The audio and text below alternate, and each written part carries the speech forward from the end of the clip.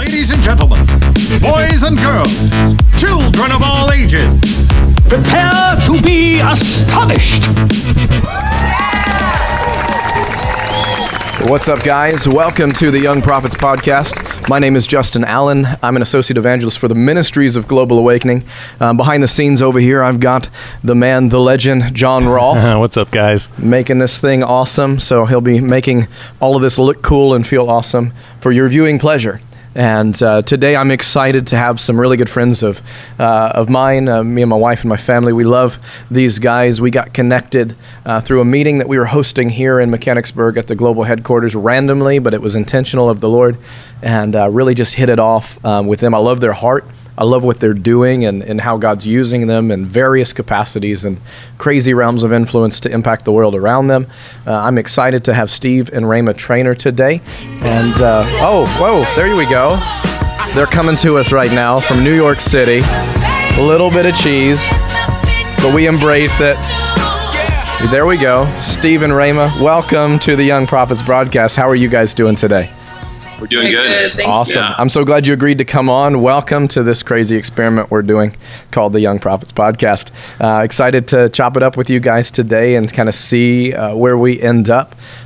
Would you guys, just in your own words, we'll start with you, Steve, and then Rhema, we can jump back and forth. Just tell us a little bit about yourself, what you're doing. Why don't, Steve, you tell me about Barbarian Agency, and then Rhema, you can tell me about Revive a little bit and what it looks like for you guys and what you're doing right now. What do you want people to know about you? Go ahead, man.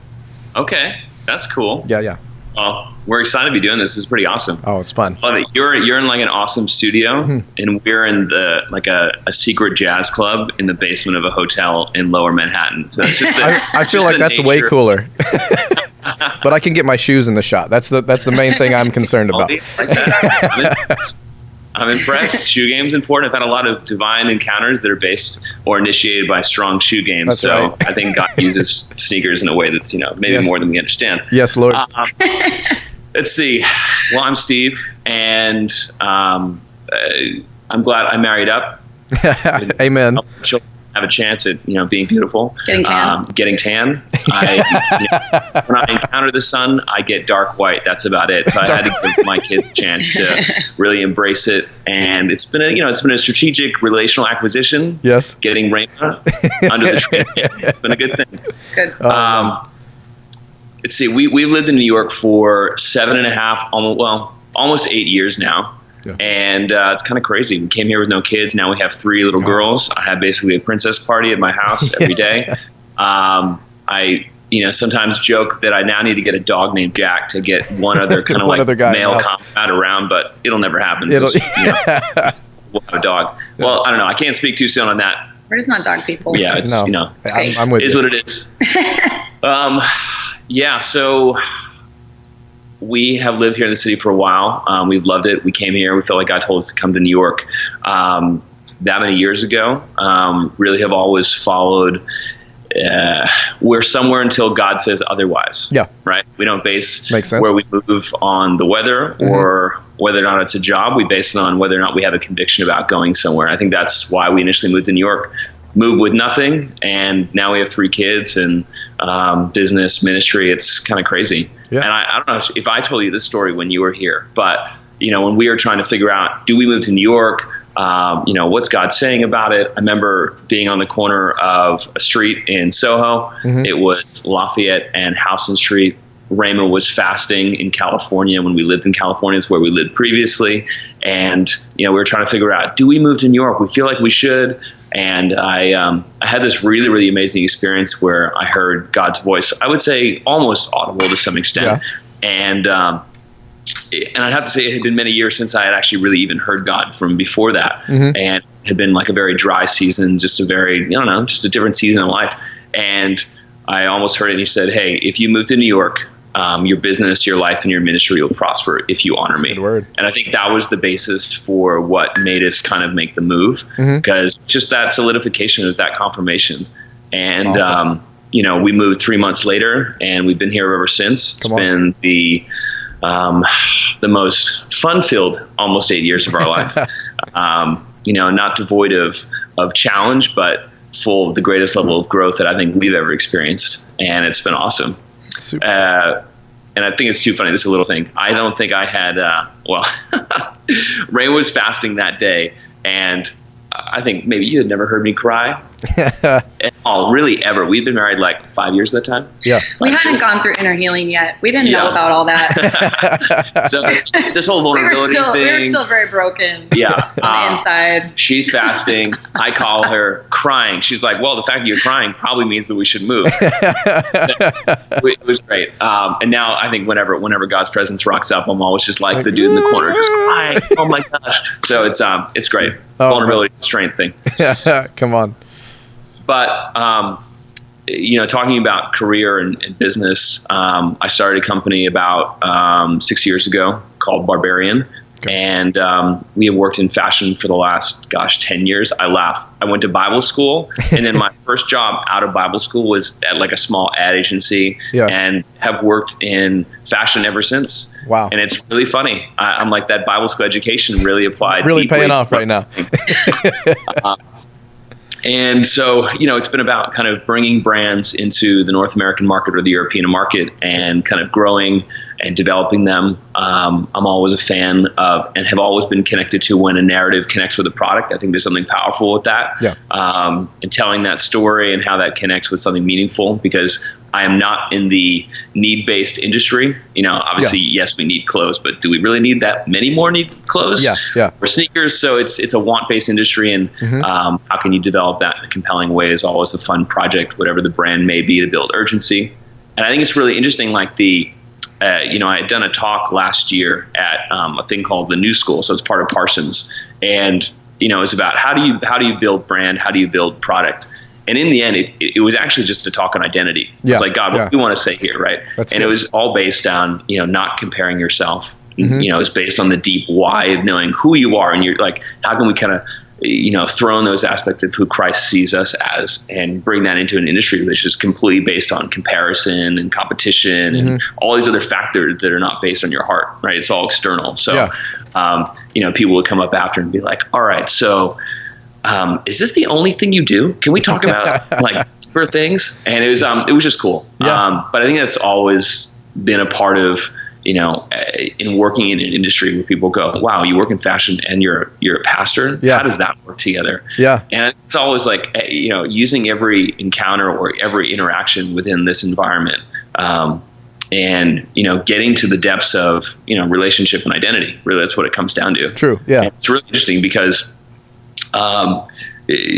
when it is all external, how do you actually, when all the product and all the stuff that you see disappears, what do you have left? You have relationship and you have like the spiritual side of someone. Yeah. So how can you interact with that and bring God into the picture is always, it's like being led by Holy Spirit in a realm where people are like, who's the Holy Spirit?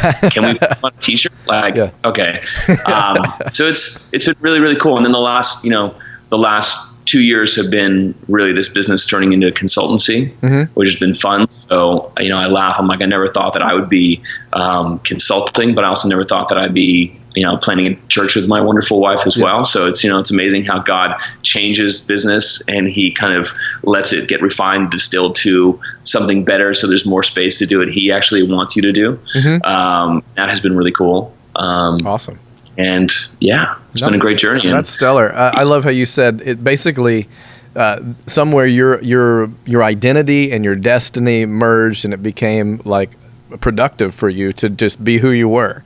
And I think so many people are like working an angle or trying to find something, and so much of the finding success in life is like when you make the kingdom your number one concern, all these things are added unto you. So it's this beautiful thing of like finding out who you are in God and who he is in you.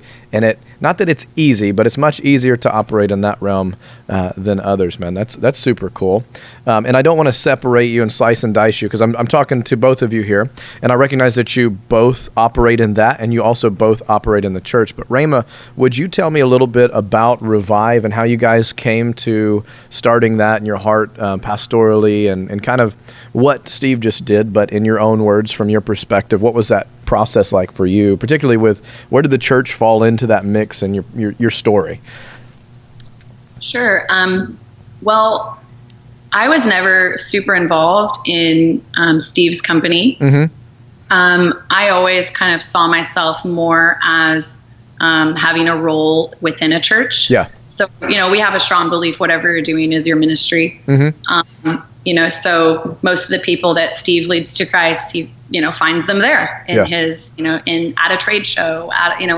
We have so many stories of people where, we met them at a trade show, and then 5 years later, where are they now? Well, they're like, leading, such and such ministry at so-and-so because they encountered, Steve. And so we see everything as ministry our whole life. But particularly, I would see my ministry calling being more within, like, equipping the body as my primary thing, Yeah. So I've always kind of been more in roles like that. So for several years, I was on staff at a church, another great church in New York, until the point where they released us to do what we're doing now. And so probably about 2 years ago, or just over 2 years ago, was when God really first spoke to us about Revive. Okay. We had no plans or intentions of ever starting a church. Yeah, most people say that. Yeah, the people are like, I wanted to start a church my whole life. It was like my number one dream. Like, that was not us. No. It's actually directly what would seem in the natural to be the opposite of what my number one dream used to be. So it makes me laugh. But probably about 2.5 years ago was a time when we had just kind of come out of a personal season of pretty major pruning where we really didn't see anything on the horizon. We felt very dry, very kind of like you're floating and you don't really know where God has you, and he hasn't really given you any instruction either. Yeah. So you're just like sitting there. And we were really looking to God, like, what's next? And he let us kind of sit in that place, I think, for a while of just really not really knowing what was next, but still remaining in trust. Which can be difficult when you're a type A person and you're like used to doing things and used to being useful. When you go into a season of being unuseful to God, actually totally messes with your identity and totally messes with who you are, and it removes your identity from what you're doing. So that was something that we had to go through in that period of time. And little did we know, though, that God was going to ask us to do what we're doing now, because it was very different than anything that we had ever even been involved with. We didn't even put the term house church, which we have a few house churches in the New York area. Yeah. And the term house church we didn't even really start using until a couple months ago, because we realized that's what it was. Yeah. But at first, somebody was, when we were first praying about the church, we knew that God told us it had to do with small groups. Okay. And that small groups met together occasionally as a big group. And that was like, okay, we'll go with that. Well, great.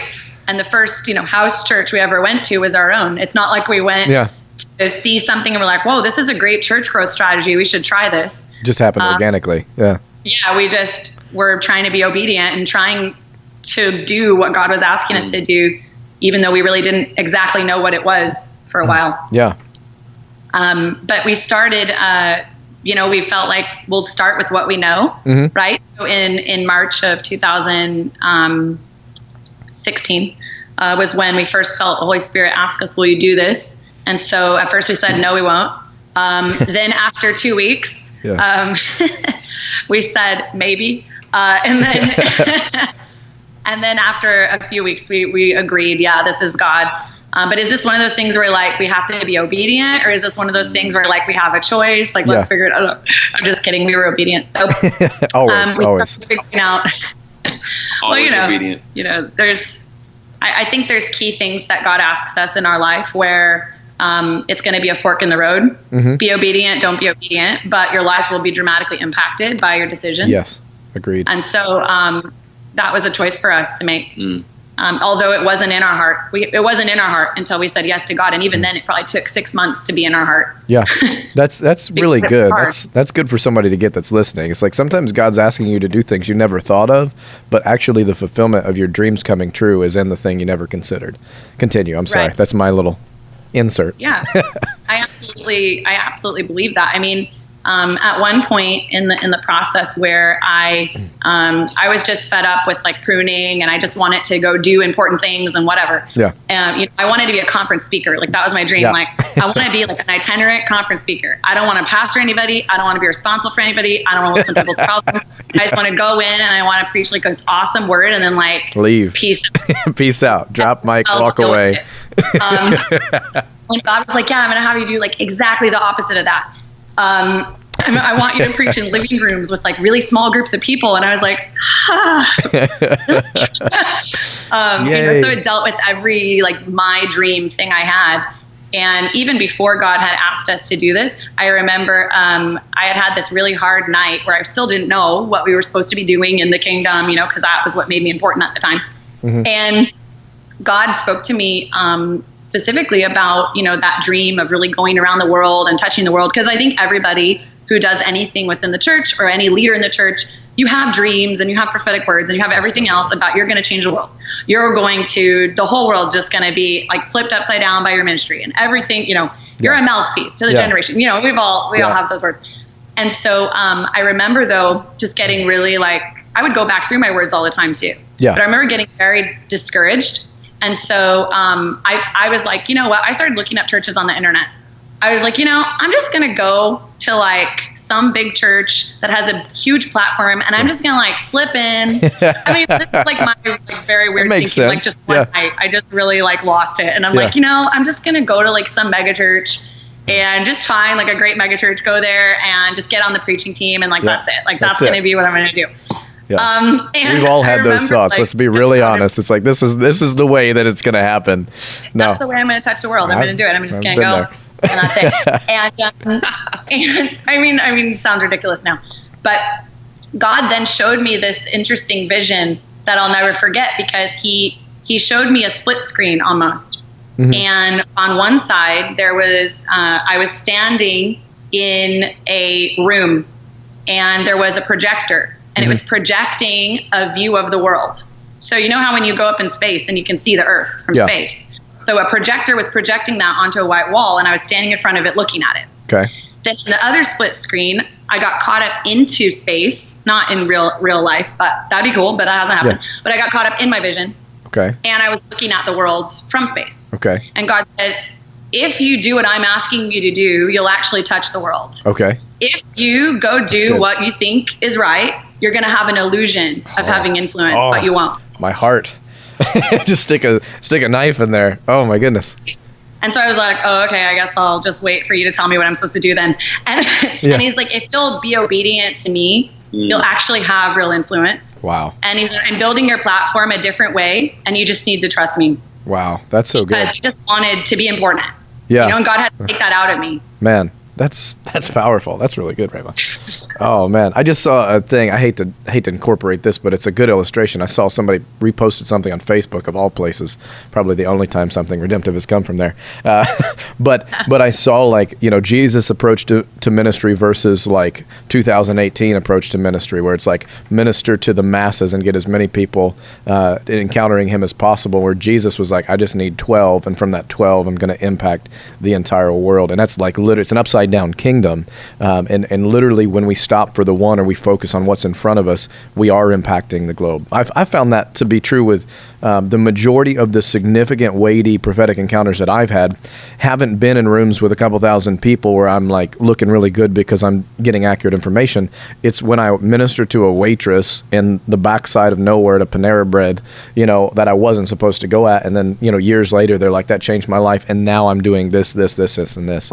And it's like the Randy Clark stories, because you guys know I'm connected to Randy. And if you don't, Randy Clark is one of my spiritual fathers, head of our ministry. But he talks about the core message of his life is stopping for people and praying for people that were seemingly below the surface. And then after that moment, that's when it happened. But it's not because you don't go after those people you think are important. God always knows what's going on. He sees the end from the beginning. That's my 2 cents on that. But that's awesome. So I didn't want to cut you off there, but you've got one of the reasons too I wanted to interview you, and this is kind of part of a series, if you will, where for lack of better words, it's like a power couple series. I'm not interviewing them separately because I want to talk about the paradigms of like marriage within high levels of ministry and high levels of influence, because I'm intrigued by it. Historically, in my experience with Christianity or ministry or whatever, there's generally one person or another person that you tend to gravitate towards. I'm intrigued by the fact that both Rhema and Steve are, forces to be reckoned with unto themselves, but there's been like this really beautiful merger of their lives that has made them more powerful. And it doesn't mean that one is just always championing the other and taking the back seat. It's almost like you guys are both driving the bus, like you trade off and stuff like that. So I just want to clarify that. And I want to talk about this because you're doing seemingly different things, but in high levels of influence. How do you, we're going to jump around in the format that I'd given you, but I want to talk about like, what does marriage look like? What does it look like to be a champion for, Steve for Rhema, Rhema for Steve? How does that look in real life when you're traveling around consulting fashion companies and this, that, and the other, and then you're also pastoring a church, and you're also the preaching, the teaching, the worship leading, the global travel? What does that look like, and how do you guys, how do you consider one another ahead of yourself in those? You both have great calls on your life, and yes, they are merged, but there's distinct personalities. I hate it when we talk about a couple and we just reference one person all the time. We don't reference the distinct individual characteristics in them. What does that look like for you guys? Whoever wants to take it can take it, and then you can go back and forth. Yeah, I think it's been really interesting because if you did like a personality test for Rhema and I, there's a lot of similarities. I mean, we have a high level of similarity. Okay. And bless you. It's okay, guys. It's live. We're good. Yeah, we're good. We're fine. So there's like a high level of similarity. Like I have very, very high I, and then a little bit lower high D. Rhema's really, really high D, and then a little bit lower high I. I'm exclusively a D. Dominant and intuitive. Right. So on the disc profile, so we're the life of the party and the leader in every situation. Mm-hmm. And it's and then all the other stuff is very, very low. Yeah. And then the other things are like 10%, 20%, like both. Yes. So it creates joint strengths sometimes and joint weaknesses, and also like sometimes the battle is real because it's that's true story. I actually this. No, I'm going to leave this. No, we don't live in a power struggle, though. We really don't. No, and I think we've learned to not live like that. Yeah, and we've learned how to be adaptive in our weaknesses and actually grow to be strong in them. You get your natural strengths, you get your adaptive strengths. How do we learn? Always being teachable, and know that humility is the win. Yes. I would say that we look at something in like an inequality format, because I think it's super interesting, right? So in doing or in planting and starting and doing Revive right now, it's, I would say 90% of that is Rhema. Yeah. So, she has an amazing teaching gift. She does, amazing prophetic gift, amazing healing, all those aspects. Mm-hmm. And so, if the inner workings of, the day-to-day is her and whoever else she's releasing in that. So the other 10%, which I would qualify as, the prize for us being together, would be with our team that we lead, right? The people that we're resourcing and equipping. Mm-hmm. I would say those 12, right? And then they resource and equip their people. But then on Sundays, right? And so, the prize is being there on Sundays, as present as possible in the corporate gatherings that we have for me in that 10%, and then us making some of the higher level leadership decisions together. But the majority of everything else is her. And I love that. She can champion that and run with it and tell me about the wins. And then, we can confer and strategize and go from there. But it's not like, oh my gosh, you're teaching every week and I'm only leading worship. Let's switch. It's not like that. It's like, hey, that's her gift. Run with it. I want to see her continually both release people in them becoming better teachers, because she's a great teacher and preacher. But then also like how we can, in ministry formats, hey, we can both move in the prophetic, both move in gifts of healing in this aspects. But I don't know, it's, and then, hey, if I have to go to Europe for a week and a half and do some stuff, she's like, why can't I go? It's not like, maybe, but it's, but it's, it's like, hey, there's two aspects, there's two spheres, right? And I think that if there's two circles, they're kind of overlapping, right? And we're engaging in both of them. And there's an aspect, right? You have the economy of the world. It's a very real aspect, right? Yeah. And I think that having influence in something that is outside of the four walls of the church is like, wow, what a great privilege. Yes. Because I think a lot of times you meet a lot of people who are like, man, my only community is in church. My only friends are in church. I'm just impacted within the four. That's great. Cool. But what else are you doing? Well, is it great? Well, maybe it's not. Maybe it's not that great. Sorry, being too diplomatic. It's not great. Get outside the four walls. Yeah. Maybe it's not great. You actually doing like it talks about going out and making disciples. Yes. Are you actually going out and doing anything? Or are you just trying to remake disciples internally? Yeah. And I don't know. Like, if you're remaking, maybe you gotta go outside. So it's always being ready. I think we champion what we're doing on either sides, whether it be Revive or business, but then we're also releasing each other 100% and always unified and like, hey, you're doing a great job. I love it. Go here, go there, and then vice versa. Yeah. That's super good. I think from my perspective, growing up as a girl, I never saw as a disadvantage, and no one ever told me it was either. Yeah, so which is a good thing.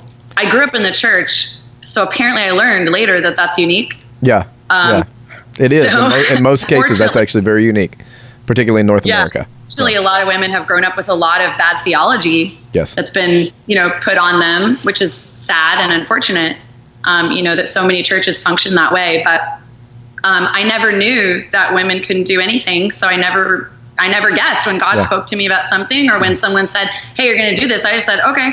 I just never had any kind of, just some people could get, but what if I'm doing the wrong thing? Yeah, it's fear-based mentality wasn't there. The Holy Spirit as he guided me personally. And so that's been great. And then also being married to somebody who isn't weird and insecure has been really helpful. No, that's so super he good. understands his gifts, and he is strong, and I'm strong, and we don't have to he's not like, well, because you're strong, that makes me weak. Yeah, one doesn't take away from the other, and that's one of the things, guys. So I know them fairly well. We've gotten to know each other fairly rapidly. We haven't known each other long, but made fast friends, and I've been intrigued in my interactions with them that you guys are both strong personalities, but you both do consider one another, and even your relational dynamic, because I'm kind of the person who steps back and watches. I'm I can tell that there may be some strong, passionate opinions here, but they're not being disrespectful to each other, and particularly out in public settings, you'll find that sometimes where people smile on the outside, but they're choking each other on the inside. I don't get that. I'm not saying it doesn't create sparks. Sparks fly sometimes, but it's been really cool to watch that. And then too, just you honor and defer to each other within your, Rhema, you recognize where Steve has strengths, and Steve recognizes where Rhema has strengths, and it in no way, shape, or form takes away from the other. And for some of you that are watching, and this is a new idea to you, because I'm not assuming that everybody has our viewpoint, and part of what we're doing is to introduce new ideas to you. And particularly, I love that Rhema kind of spearheads the church move, and she's predominantly preaching and teaching. In my opinion, some of the strongest voices that are being raised up right now are female voices, which is not historically, there's not been a place given to them within church environments. And I love it when I see men who are not afraid to empower their wives, but also carry the same weight in the spirit as well. But you're creating a model that is absent from fear-based thinking. So there's equal opportunity employers. The Holy Spirit is not gender specific, to one or the other. It's just hey, Holy Spirit moves in all of us, young, old, male, female. He's no respecter of person. So I really love that. I love seeing that in you guys. And in your marriage, how God has knit you together with similarities and differences. When you're talking about the DISC test, I took it at Global School first year in a room full of 100+ people. And whoever was administering the test, they're who is this D that's outside the circle over here? You have no other indicators. I was that's me, And my wife is whatever's on the opposite end. She's almost exclusively that. So we see the world very differently. And you guys have probably seen we're very different personality types. But God has also over time, He gives you exactly, you guys talked about your encounter where the Lord specifically told you, like, this is what will be blessed in your life. You think it's this, but it's this. And I have a similar story. That's how I actually came to be with Amanda. Like, the Lord spoke to me audibly like twice in my life, and that freaks some of you out, but you'll get over it because it gets weirder from here. But the first time I ever heard the audible voice of the Lord was about my wife, and told me I didn't even know her, and told me that I would be with her and she would be my partner. And that's one of those words that's carried us through there. And then the process, the Lord's like, this is your greatest, for lack of better words, asset. She's not, but she is a great strength in my life, and I could not do what I do without her. And people see me in a lot of capacities like, oh, Justin, this. I was like, you have no idea. Behind closed doors, if there's no Amanda, there is absolutely no Justin, because I can't do anything. So it's cool to see people just recognize that. And I just wanted to point that out. Is there any advice maybe that you would give to people, married couples that both have strong calls on their life, and they both feel it's like generally it's one or the other, but what if both people are called to equal level of ministry or something like that? What would you guys say? What would we share with a young married couple that's moving in ministry? That's on the spot. So I'll go first. You can finish up. There you go. There's that deferring to one another thing I was talking about. Yeah, you got it? Yeah, you got it. Yeah. Like, what's priority? Yeah. Understanding where priority is first. Okay. Like, we always take time to process whatever things we're thinking about, whatever God's telling us, and we always make a point to do time together. Yeah. It's not like the priority is, work, ministry, kids, and then us last. Because if this isn't healthy, then all the other stuff isn't healthy. That's really good. And so that's a key thing where we're like, hey, we always make time and it's not just like, oh, do a date. No, it's like we take time to connect. Yeah. That's not just, talking about common interest over dinner. It's actually about connecting about the thing that God is talking to us about. Yeah. That we're processing things that we need to, in the environments that we're a part of all the time. What are we doing about keeping each other involved in that, and also what God's saying to us? Okay. So this is the most important thing. This is healthy first. Okay. And then we prioritize the presence. Like, what are we doing about actually connecting with God as well? Yeah. In our own time, not just in some sort of corporate environment. Yeah, that's good. And then all the other stuff comes after that. Yeah. I think practically, though, something I've observed as a girl who never had any baggage around these things, and didn't marry a man who had baggage with it either. I could see how many friends that I've met, people that I've observed over the years, like other women who are married to men who don't believe the same thing. Yes. It's a very challenging dynamic. For men, their husband thinks, wow, I've really empowered you. I let you do an offering once a month. Yeah. Look, I believe in women in ministry. Come on. It's just like, from the outsider, just like, this is not, like, that's not what it is. Yeah. So it's like on both sides, I would say, to women who are married to somebody and they're trying to figure out, well, I don't want to create constant conflict in my relationship, but at the same time, I know God's called me. So how do I handle that? That's really good. And I think maybe some of the advice I would give to them would be that first of all, make sure that you've got great female leaders in your life who can encourage the gift on you and who can keep you encouraged if maybe your husband isn't doing that in that gift. But at the same time, like Steve said, be working on your relational connection and that connection with your husband. But also maybe feel free to step up and have a voice, because I see a lot of women, they're afraid to have a voice in their relationship because they feel like it will bring conflict, especially personalities who are more of a submissive personality. And you notice that oftentimes you find a lot of the women, the wives, are very submissive in their personality. So even if they feel, and that's not a bad thing. They have, I'm sure that their personality is amazing, but some of the struggle with that can be they feel afraid to say something.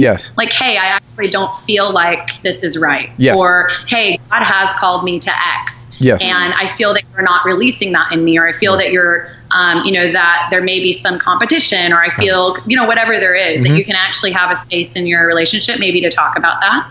And then for men, it's like you've got to seek God perhaps and ask if there's some theological things that he needs to uproot in you. Yeah, that's good. because I've met a lot of men where they're like, yeah, this is great, we love you, la la la, but like, you know, the man is still like, you know, in but charge, what about, right? Yeah, yeah. Like, you know, so there can still be some of those things, and it's not that you don't love.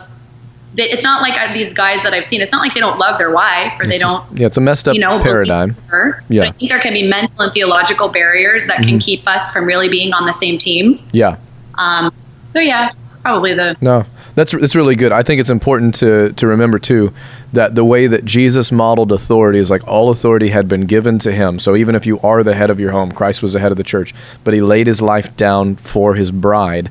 And that looks like even when Jesus ascended, he said, all power and all authority, I give it to you. So what true leadership and rulership looks like as modeled by Christ means that I give it to my bride, you know, for lack of better words. You could argue with that with me if you wanted to in a private setting. We'd have a good, whoa, something's going on. What does that mean, John? It means, get my microphone up here. It's time for the questions of the day. Uh-oh. All right, this is the time of the show where we ask our guests thought-provoking and at times inappropriate questions. Not spiritual at all. Yeah. Okay. Get my questions here for you guys. All right. We're going to go with a fashion theme today. Okay. All right. So appropriate. We'll go, Steve, we'll do you first, then Rhema, you. All right. So, Steve, what is the best pair of shoes that you've ever owned? I've seen some of his shoes. This is... You have a lot of shoes. This is a hard question. You have 4 white shoes. Yeah, you know, there's a thing that I continually buy all the time, and it's just white sneakers. Yeah. Okay. But no, I think the best pair of shoes that I have, I got these Margiela boots that are like brown suede. Zip up, love them. All right. Rhema, best shoes. That's not a good question for me. Okay, you can pass. I don't feel like I do very well, but Steve needs to buy shoes. What's the best pair of shoes you've ever bought her, Steve? Oh, but no, the bronze. There you Okay, go. so I've got this gladiator sandal Good question. that is this like cool coppery bronze color. Yeah. And I bought those in London. And actually, Steve told me at first, don't buy them. And I rebelled and bought them anyway. And I would get 3 or 4 compliments every day on those shoes. I love it. I love them. Nice. There All right. you go. Okay, next question. Later. Okay. That's her one.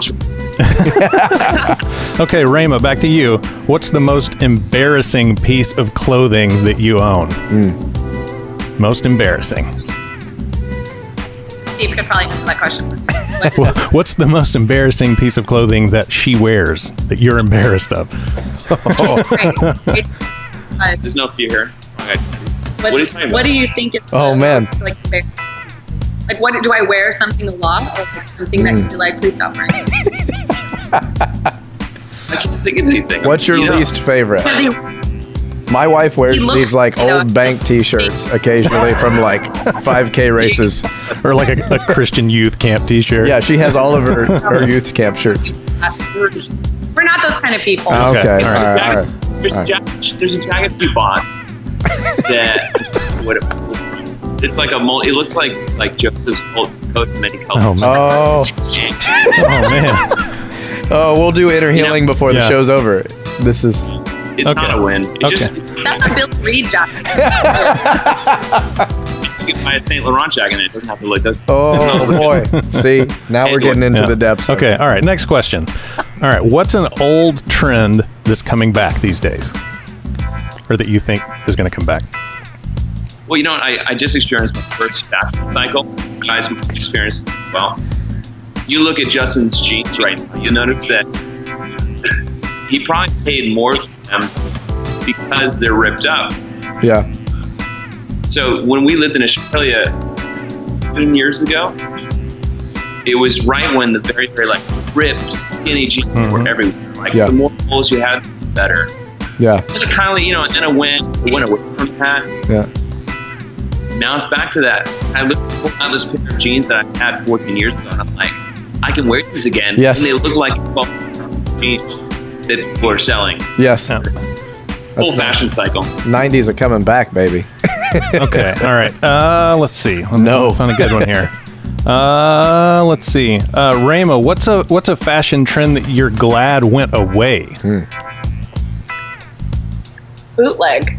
Oh, Bootleg. I would agree with that. Yeah. Bootleg. That was not a good look. Yes. People might disagree and say that it's here, but I don't think it ever really came back. Yeah, what would you say to those people that are wearing bootleg jeans right now? They're like, Yeah. I didn't get that memo. You look like you're a character in Anchorman. That's what's worse. Yeah. The body, like embroidery stuff. Yeah. If So you have anything like that, right? just stop it. Just quit. Get rid of it right now. If there's Chris in your If jeans, Chris is on your jeans, in the trash. Affliction. We can't use names. Yeah, It feels like that. Okay, all right, next question. Steve, if you didn't care at all what people thought of you, what clothes would you wear? He doesn't care what people Oh, okay. wouldn't change. Wouldn't change. There you go. Okay. Okay. All right. Let's move off of fashion for a minute and do Okay. some would you rather. Would How you about rather that? sounds some good. Would you Yeah. rather? All right. We'll just do a couple of these, then we'll jump back into the interview. All right. Let's see. Rhema, would you rather know when you're going to die or how you're going to die? These are loaded I'm not questions. sure those. They're I like this hypothetical. question. Totally non-spiritual. Yeah. Hypothetical. One of the ones that I can pass. Like, I don't know. It'll happen when it happens. I guess Okay. maybe when is better. Like, When? All right. that's not. That's an answer. All right, Steve. Would you rather be stranded in the middle of an unknown desert or in a rowboat in the middle of the ocean? Ooh. I guess, Gotta clarify with. what would you rather die of? And like heat asphyxiation? Yeah. Or you could have it if you stayed in the boat or you jumped in the water and you drown. I don't know. You know, Well, you're not Well, guaranteed that you'll water. die. Like, Yeah, you could make it out. how innovative are you? I think, Better chance of death. I think I'd go with the boat. Boat. Okay. I like it. Going with the ocean. I'd be able to fish. Okay, last question. I'm going to see how far off I was on the intro music I played for you guys. If you had intro music, what song would it be and why? Rhema, what would be your walk-on song? That is something I've never thought about. Oh man. Now is the no time like What this. is- what's your theme nailed it. song? New York. New York. Okay, all right. Steve, what's your theme song? That never fails. Intro music? No, we were both and loving it when you took it on. Okay. I think Hey, There you go. maybe just that it was Nice. the perfect choice. It's forever your intro music. all right. Awesome. That's been our questionnaire of the day. Thanks for playing, guys. Yeah. Also, yeah. Good job. Yeah. How do you want to die? When do you want to die? Those There were you more tame than the last episode. Yeah, these are much more tame. So we were actually kind to you. We just kind of like We to didn't- see we weren't what you're borderline really appropriate. made of when you're on your toes. Oh, that's fun. So just a little reprieve from our spiritual conversation. We'll jump right back in because that's the nature of how we do things here at the Young Prophets. But no, we talked about marriage. We talked about what you're doing in both fashion consulting and in the church and all of that stuff. I want to say that you're ministering in New York City, which is obvious, but New York City is a city like no other city on the face of the planet. And how do you minister distinctly in your city in a way that you couldn't do otherwise? I mean, there's probably 1,000 ways to answer that question. But what is unique? You said you've lived in Australia, you've lived in California and other places as well. How does ministry in New York City and the philosophy behind it, if you will, look different than other places? How do you reach New Yorkers? And what does ministry look like or the kingdom look like there in a way it doesn't look other places? Yeah, I mean, the nature of living in a hyper-concentrated urban environment, Yeah. you are on your feet and not in a car, going to and from places. You're on a train with 200 people. You're on a street with another 1,000 people. It's interesting because you're constantly encountering people all the time. Yeah. In a way that's a little bit different. So I think that it always lends itself to, even though you're in a rush, you're going here, going there. Like, what are you doing about listening and stopping and going, God, what do I need to pray for this person? Yeah. Do I need to, is there a word of knowledge? Whatever it may be. And I think it's like we always, the nature of, I would say, most concentrated urban environments is I'm in a rush getting from point A to point B. Yeah. So I think how we've had to like slow down and really like, what is God going to do in our walk to work? Yeah. What is he going to do in the business meeting that I'm in? Yes. Whatever it may be, in the coffee shop, on the train, right? Okay. So always taking time to like, okay, wow, we're gonna prophesy over this person, or we're gonna pray for this lady, or we're gonna whatever it may be. And I think it just, you have 1,000 opportunities, maybe in a way that if I was always in my car, I wouldn't have. And that is saying yes to that always, like zooms it deeply in back to that fact that you were talking about, like Jesus being about his 12, in the essence about the one. So you have these opportunities for one, like connecting with the one in a way that's so much more real time than maybe you would have when you were locked in your metal box with wheels driving to and fro somewhere. True. Not to say that it's devoid in these suburban environments, but you are staring it like in the face every day. Okay. And I think as long as your eyes open, the impact that you can see is like, wow. And it, it's, I think also the level of influence that people here also carry. You like encountering or who you're praying for. You're like, you're the so-and-so from where? Yeah. You're the what from this? And I think it's like, okay. Yeah. That offers a really interesting dynamic. Super cool. Rhema? Yeah. I think one of the really interesting parts of ministry here is that New York is very secular, if you want to use that word. So there's not Christian culture evident in society in the same way as when you go, to Texas or to, parts of the South or the Bible Belt or whatever. And so things that maybe would be cultural, where everybody's like, oh yeah, I'm a Christian. You don't have that here. Yeah. In New York, you have between, I'd say 4 and 5% of people in the greater New York area, or maybe, I think it's more around 2 or 3% of people in the greater New York area have some kind of, at the most, loose affiliation, at the least loose affiliation with some form of Christianity. So that includes, everything from Pentecostal to Episcopalian to anything. And so every day, anyone that you encounter, more than likely, they don't know Jesus. Yeah. And so any environment that we are in, and any environment where we have an opportunity to be around people, to talk to people, to minister to people, you got to drop like all the things that are Christian-y. Okay. Like people don't respond to that kind of thing here. Yeah. You can't. You just have to be really thoughtful and be wise. Yes. If you want to have influence in people's lives, you have to actually be interested in them. Yes. You can't just go out and, be like, I'm going to save people. Like you need to actually love people really well and earn a place to speak into their life. That's good. A lot of things that may work in Florida or whatever, they just don't work here. Yes. Like, for example, do I have time to give an example? Yeah, you're good. For example, I got invited to a little group of parents from school. So some of the girls, we get together and do like a wine and cheese night. Okay. And all the moms from one of my daughter's school. And so I'm at their house, and, none of them actually knew what I did. Yeah. They just all thought like, oh, you're cool. Like, let's hang out. And so I'm like, yeah, absolutely. So I'm there hanging out, and I mean, for an hour, I just was participating in the conversation, hanging out, and they're talking about all kinds of things that I wouldn't necessarily talk about, so I'm kind of just waiting for my moment. And they actually got, conversation went to, some content, like some sexual content. And I was just like, interesting, and they're talking and I'm like, Holy Spirit, like, what's my door here? Like, what am I going to say? And the Holy Spirit gave me just like this amazing line, and I just threw it in there and just dropped it and let it sit, And all of the women, like no one in that group were believers. Yeah, yeah.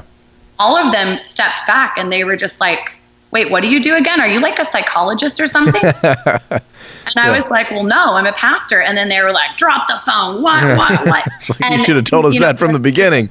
Yeah. What does that even mean? Like, who are you? Like, this is blowing my mind, because they actually liked me. Yes. We're trying to figure out, how do we think that you're great, yet you do something that we would normally not associate with being great? That's good. So how does it work? And then they're like, but talk to us about why you would ever do that. Yeah. Why would you ever do that? And so I got a chance to like share with them my testimony, and I'm talking to them about, the things that God does and the things that I see and what led me to Christ. And it was this amazing opportunity with like 7 women, like all drinking wine like this, just trying to figure out like, who are you and what makes you, want to follow Jesus. And I mean, it even got to the point they're like, well, do you believe Jesus is the only way to God? And I'm like, absolutely. And they're like, that is fascinating. Yeah. Anyone in the group was like, well, you need to stop talking about all that religious stuff. It's like, people aren't actually like that. They aren't. When you have a connection to their heart and they like you. Yeah. So we really try to like love people well and put ourselves purposefully in environments. Like I make a lot of time for people who don't know Jesus. Yeah. Like make a lot of time That's to say good. yes to those invites where, I can't have a coffee with everybody in my church every week. I can't hang out. And, I will make time though for somebody I met on the subway, and I'll have coffee with them once a week for a while. Yeah. Because it's important. That's really so good. we make a lot of time in our life. No, that's awesome. I love those answers. This is. And I'm discipling her, by the way. Oh, the one who hosted that party. I love that. Every week I pray for her. Yeah. So it's great. Both of those answers were fantastic. As being a prophetic person, like my thing, I was with a local church for a period of time, years. And for me being bent towards like, I want to prophesy over everything that moves. Eventually I've prophesied over those 300 people or whatever. And I'm like, where are the other people? So like when I'm in cities like, DC, like San Fran, like, New York, I'm like, yes, there are people everywhere all the time, and like spidey sensors are going crazy. So I love that. That's super cool, and I love all of the takeaways that you have there. Our time is coming to a close. I like to end with this question, and I'll give both of you. We'll have an opportunity. But so the idea for the show's Young Prophets is prophecy by definition is foretelling and forthtelling, right? So you foretell future events, or you forthtell. You call things that aren't as though they are, so they can be so.